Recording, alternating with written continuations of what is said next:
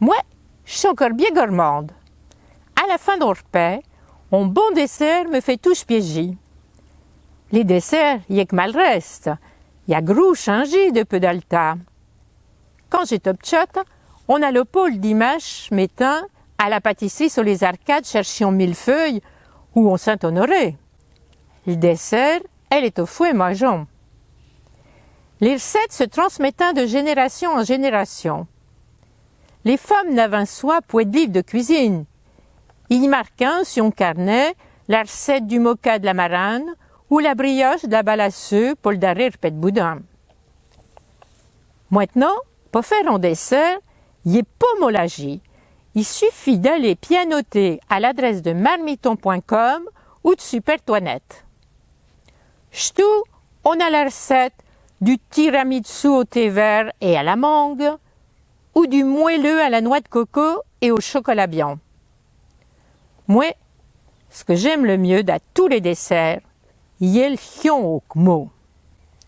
Ah, il va en bouchon coin, Marmiton et Toinette. Non, les gens du siècle passé, il faut faire profiter les jeunes de notre expérience. Il est pour ça que je vais vous écrire la recette. Le sambedi, veille de la fabrication, il faut songer à mettre en fachal 1 kg de fromage blanc pour que c'est bien égoté le lendemain. Le dimanche, je crampe pour faire cuire la semoule à peu près 3 cuillères dans 1 demi-litre de lait chaud avec une pincée à peu bien du sucre. Il y en a qui mettent de la vanille, mais moi j'aime mieux qu'ils châtent juste le kmo, pas besoin du parfum des îles. Pendant qu'il refroidit, je prépare la pâte. 200 g de farina de fromage, bien fine, avec 100 g de beurre coupé en carton, que j'ai léché et mouli, à un demi-verre d'aigle tiède salé.